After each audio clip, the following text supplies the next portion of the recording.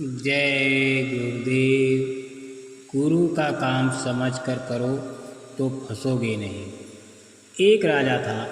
एक समय की बात है कि राजा ने अपने अधिकारियों कर्मचारियों को बुलाया और कहा कि मैं जंगल में शिकार के लिए जाना चाहता हूँ। उन लोगों ने सारी तैयारियां कर दी। राजा उन लोगों को साथ लेकर जंगल की ओर चला गया। जंगल में शिकार की तलाश में अपने साथियों के साथ पूरा घूम रहा था। उसे एक शिकार दिखाई दिया तो राजा उसके पीछे भागा। जंगल घना था। अब वहाँ कोई सड़क तो बनी नहीं रहती।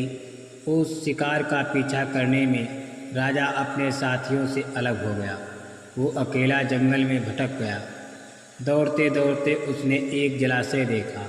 राजा प्यासा था।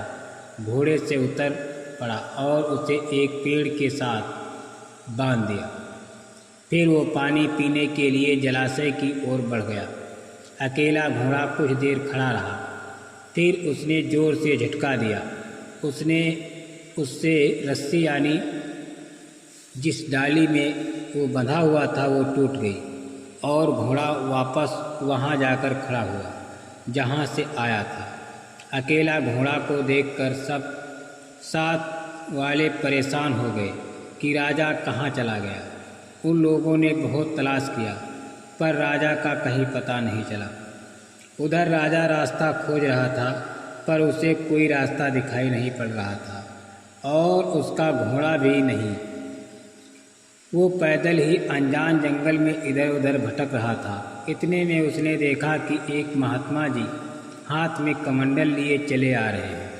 राजा जोर से चिल्लाया कि हे महाराज, मुझे रास्ता बताइए, मैं भटक गया हूँ। महात्मा जी ने कहा कि मैं तो तेरी ही तलाश में था। तू जंगल में रास्ता भूल गया। ये बहुत बड़ा जंगल है और कोई तुझे रास्ता नहीं मिलेगा। अब मेरे सिवा और कोई तुझे रास्ता नहीं दिखा सकता। घोड़ा तेरे पास है नहीं और अगर तेरा घोड़ा तुझे मिल भी जाए तब भी तुझे रास्ता नहीं मिलेगा। वहीं पर महात्मा जी ने उसको सत्संग के वचन सुनाए। उन्होंने कहा कि जैसे तू अपने राजमहल से आया है और इस जंगल में रास्ता भूल गया, इसी तरह से तू अपना सच्चा घर छोड़कर, सच्चे मालिक का घर छोड़कर यहाँ आया और दुनिया के जंगल में भटक गया। अब तू अगर कोई तेरे सिवा घर का रास्ता बताएगा तब तू अपने घर पहुँचेगा। तो बता, क्या तू अपने घर चलना चाहेगा? राजा ने कहा कि हाँ चलूँगा। महात्मा जी ने हर तरह की बात पूछकर उसे ठोका बजाया। फिर उन्होंने पूछा कि तू तो राजा था, बड़े फौज सपाटे थे, लेकिन अब यहाँ तेरा कोई साथी नहीं है। राजा ने उनकी बात में हाँ किया। फिर पूछा कि तूने राज किया, उसमें तुझे सुख मिला? उसने कहा कि नहीं। महात्मा जी ने कहा कि देख, यहाँ आप सब केवल मैं ही हूँ और तू है। मैं तुझे रास्ता बताता हूँ तेरे सच्चे घर का। महात्मा जी ने उसको नामदान दिया और ध्यान भजन में बिठाया। उन्होंने उस पर दया की और अंतर में अनुभव कराया। राजा ने देखा कि अंदर में प्रकाश ही प्रकाश है। बड़े बड़े सुंदर महल, नदियाँ, झरने, नारी पुरुष सब हैं। 6 महीने तक वो भजन में लगा रहा।